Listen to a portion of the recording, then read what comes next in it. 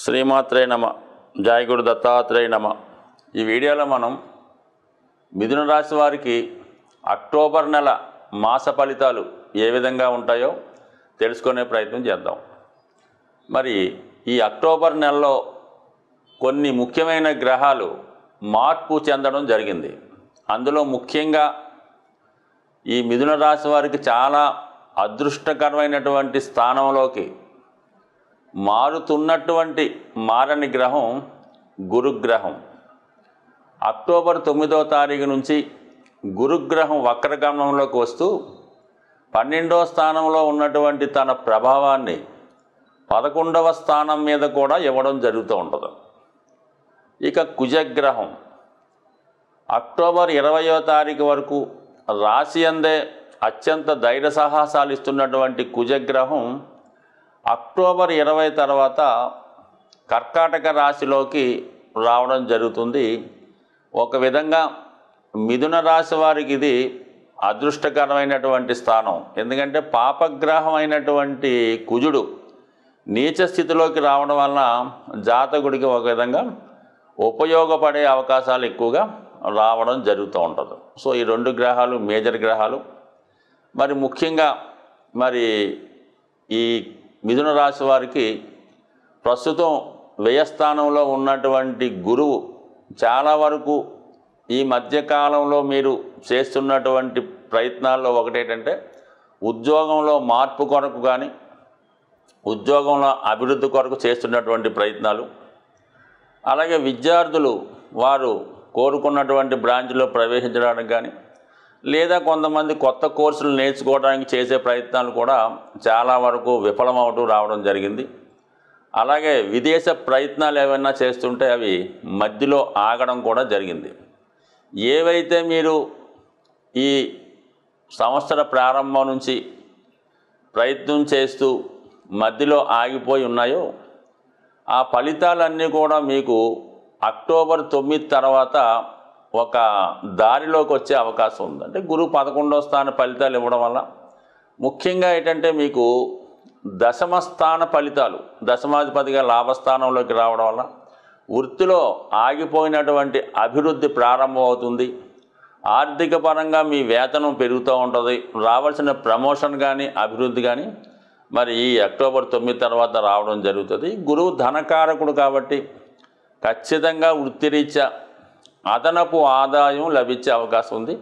సంతాన విషయంలో శుభవార్తలు వింటారు. అంటే పెద్దవారైతే పిల్లల యొక్క అభివృద్ధి, దంపతులైతే సంతానం కొరకు ఎదురు చూస్తుంటే వాళ్ళు ఇంకొకసారి గతంలో అయినా ప్రయత్నం చేసి విఫలమై ఉంటే అక్టోబర్ 9 తర్వాత మళ్ళా ప్రయత్నం చేయడం వల్ల కూడా మీకు 100% ఈ విధమైనటువంటి ఫలితం వచ్చే అవకాశం ఉంది. దాంతోపాటుగా సప్తమ స్థానాధిపతి కూడా లాభంలోకి వచ్చే ఫలితం ఇవ్వడం వల్ల భార్యాభర్తల మధ్య ఉన్నటువంటి సంబంధం బలపడుతుంది. ఒకరినొకరు అర్థం చేసుకుంటారు, ఒకరు ఆదాయాన్ని ఒకరు పంచుకుంటారు. ఆర్థిక పరంగా అనుకూలంగా ఉంటుంది. కొత్త పరిచయాలు ఏర్పడతాయి.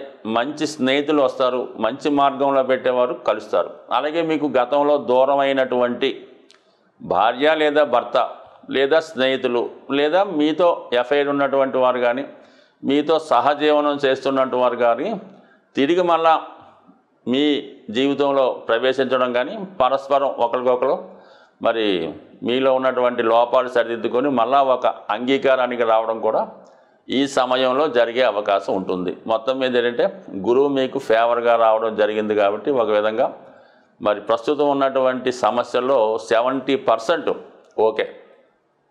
ఇక కుజగ్రహ సంచారం అక్టోబర్ 20 వరకు కుజుడు షష్ఠ లాభాధిపతిగా రాశిలో ఉండడం వల్ల ఏ ప్రయత్నం అన్నా ఎంత కష్టాందైనా సమర్థంగా సాధించే ప్రయత్నం చేస్తారు.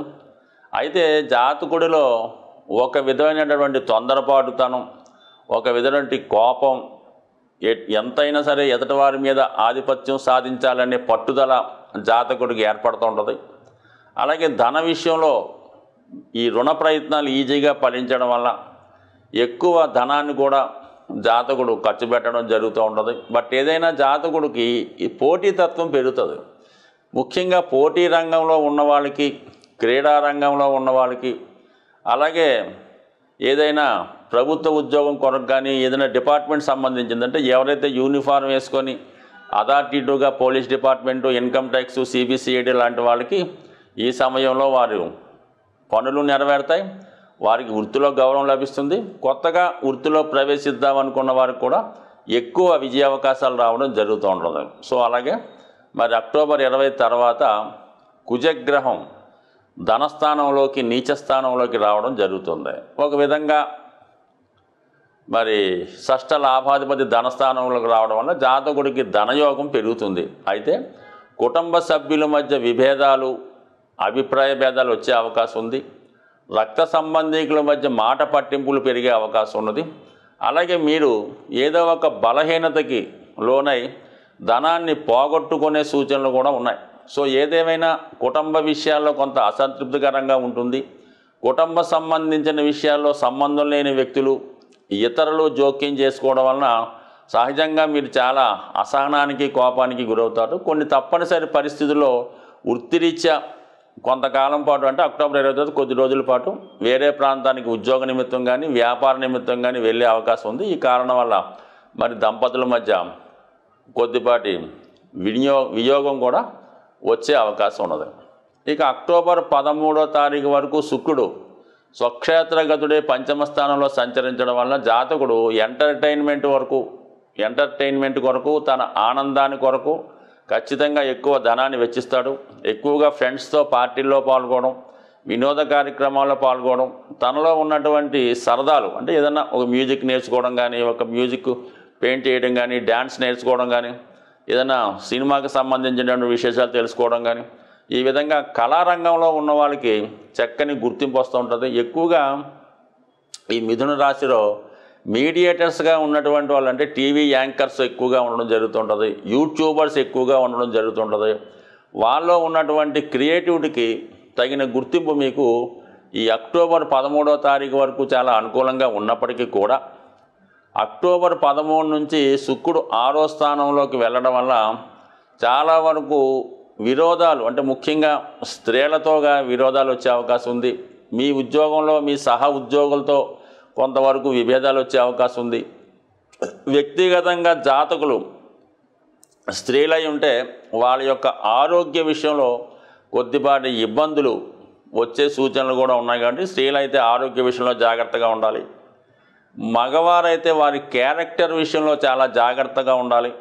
ఏదైనా ఒక బలహీనత వల్ల గతంలో ఉన్నటువంటి పోయినటువంటి పరిచయం తిరిగి మళ్ళీ మొదలవడం వల్ల, కొంత మీ బలహీనత వల్ల, కొంత హ్యూమానిటీ వల్ల ఏదో వారికి సహాయం చేద్దామనే ఉద్దేశంతో మీరు ఇన్వాల్వ్మెంట్ అవ్వడం వల్ల అది మొదటికే మోసం వచ్చి మీ మీద బురద జల్లే ప్రయత్నం కానీ, నిందలు వచ్చే ప్రయత్నం కానీ జరిగే అవకాశం ఉంటుంది. కాబట్టి సాధ్యమైనంత వరకు స్త్రీల జోలికి వెళ్లకుండా ఉంటే మంచిది.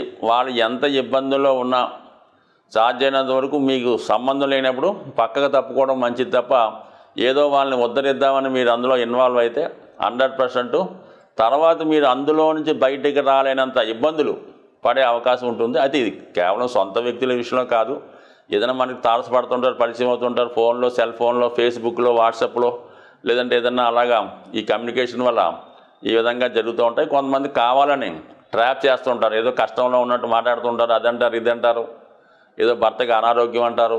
ఇలాంటివన్నీ వినకుండా ఎక్కువ మాటలు పెంచుకోకుండా ఎంత అవసరం అంతవరకే మాట్లాడితే చాలా ఉత్తమం. ఎందుకంటే ఈ శుక్రుడి పైన రాహు దృష్టి కూడా పడటం వల్ల ఖచ్చితంగా మీరు ఏదో ఒక ట్రాప్లో, స్త్రీల యొక్క ట్రాప్లో పడే అవకాశం ఉంది. కాబట్టి ఈ విషయంలో జాగ్రత్తగా ఉండండి. అయితే గురువు మీకు వేయిల్లో ఉండడంలో సర్వదా రక్షిస్తూ ఉంటాడు. బట్ ఏదైనా ఇబ్బంది కలిగిన తర్వాత అది ఎంత బయటపడినా అది మైనస్గానే ఉంటుంది. కాబట్టి మిగతా అన్ని యోగాలు చాలా బాగున్నాయి. కాబట్టి సాధ్యమైనంత వరకు ఇటువంటి బలహీనతకి లోనవ్వకుండా ఉంటే మంచిది. ముఖ్యంగా ఈ నెలలో జాతకులు కుజగ్రహ, రాహుగ్రహ, శనిగ్రహాలకి ఖచ్చితంగా పరిహారం చేసుకోవాల్సిందే. అలాగే రవిగ్రహానికి కూడా పరిహారం చేసుకోవాలి. ఎందుకంటే కుజ శనులకి షష్టాష్టక స్థితి ఏర్పడింది, అలాగే రవి శనులకు కూడా ఈ స్థితి ఏర్పడింది. మరి ఇవన్నీ స్థితి వల్ల జాతకుడు కొంతవరకు అనూహ్య సంఘటనలు ఏర్పడడం, ప్రభుత్వం ద్వారా వ్యతిరేకత, ఇలాంటి కొన్ని చికాకులు కలిగే సూచనలు ఉన్నాయి. కాబట్టి మరి వీటి నుంచి బయటపడాలంటే సాధారణంగా ఈ అక్టోబర్ నెలలో మనం అనుకుంటున్నాం కాబట్టి ఏదైనా ప్రతి ఒక్కరికి కూడా ముఖ్యంగా దేవతల యొక్క అనుగ్రహం ఎంత ముఖ్యమో పితృదేవతల యొక్క అనుగ్రహం కూడా అంతే ఇంపార్టెంట్గా ఉంటుంది. మరి అటువంటి పితృదేవతల యొక్క అనుగ్రహాన్ని పొందేవాలనుకున్న వాళ్ళకి మరి ఈ అక్టోబర్ 2వ తారీఖున వస్తున్నటువంటి మహాలయ అమావాస్య అన్నది ఒక సంవత్సరంకి ఒకసారి వచ్చే ఈ రోజునాడు మాత్రం ఖచ్చితంగా అందరూ కూడా అంటే సాధ్యమైనంత వరకు ఈ గ్రహాల పీడలతో ఉన్నవాళ్ళు, కొంతవరకు ఈ పితృదోషాలు, పితృశాపాలు, సర్పదోషాలు ఉన్నట్టు వారికి ఈ మహాలయ అమావాస్య రోజు విధి విధానంగా మీ యొక్క ఆచార వ్యవహారాన్ని అనుసరించి ఏదైనా దేవాలయంలో అక్కడ ఉన్నటువంటి పండితులకి తగు విధమైనటువంటి మరి ఈ బియ్యం మొదలగు ఇచ్చి వాళ్ళ యొక్క ఆశీర్వాదం తీసుకోవడం జరుగుతూ ఉంటుంది. అలాగే కొంతవరకు వారికి ఉపయోగపడేటటువంటి అవసరాలకు తగినటువంటి బియ్యం, పప్పులు మొదలగునవి ఇవ్వడం వల్ల మీకు పితృరూపంలో వాళ్ళు సంతోషిస్తారు. అలాగే ముఖ్యంగా మీరు ఎవరినైతే ఉద్దేశించి చేద్దాం అనుకుంటున్నారో, ఒకవేళ మీ తండ్రి గారు లేదంటే మీ తాతగారు ఎవరు ఉంటారో వారు ఏ వయసులో మరి మీ నుంచి దూరం అయ్యారో ఆ వయసులో ఉన్నవారిని, అంటే ఏ క్యాస్ట్ అయినా పర్లేదు, ఆ వయసులో ఉన్నవారిని ఆ రోజు వీలైతే మీకు కుదిరితే బట్టలు పెట్టచ్చు, కడుపు నిండా భోజనం పెట్టచ్చు. ఈ విధంగా చేయడం వల్ల మరి పితృదేవతల అనుగ్రహం పొందుతారు. అలాగే మరి మీకు ఏదన్నా గోవుకి ఈ విధంగా ఆహారం పెట్టినా కూడా ఆ దోషం నుంచి అంటే వాళ్ళ స్థాయిని బట్టి చేసుకోవాలి తప్ప మరి పెద్దగా చేయగలిగే వాళ్ళు గొప్పగానే చేసుకోవాలి. ఏమాత్రం అవకాశం లేని వారు ఆ రోజు కూడా గడవని వారు ఆ విధంగానే చేసుకోవాలి. చేయటం ఇంపార్టెంట్ తప్ప పెద్దగా చిన్నదన్నది కాదు కాబట్టి ఇది ఒకటి కంపల్సరీగా చేయండి. అలాగే కంపల్సరీగా ఈ అక్టోబర్ చివరిలో వస్తున్నటువంటి ఇంచుమించుగా 30-31 తారీఖుల్లో వచ్చినటువంటి మరి మాస శివరాత్రి రోజు కూడా ఈ విధి విధానంగా శివుడికి అభిషేకం చేసుకోవడం వల్ల సమస్త దోషాలు తొలగాలంటే సింపుల్గా శివారాధనని మించింది లేదు. ముఖ్యంగా ఇప్పుడు శని వక్రించున్నాడు కాబట్టి శివునికి మీరు ఆరాధించడం వల్ల గతంలో వచ్చిన ఫలితం కన్నా 100 రెట్లు ఫలితం వచ్చే అవకాశం ఉంది. కాబట్టి మరి అటువంటి శివుణ్ణి మీకు ఏ రోజు ఇష్టమైతే ఆ రోజు పూజించడం వల్ల కూడా ఈ రాహువు, శని, కుజ, రవిగ్రహాల దోషాల నుంచి బయటపడే అవకాశం ఉంది. ప్రతిరోజు సూర్య నమస్కారం చేసుకొని నవగ్రహ స్తోత్ర పారాయణ చేయడం వల్ల కూడా గ్రహాల అనుకూలత ఏర్పడే అవకాశం ఉంది. స్వస్తి.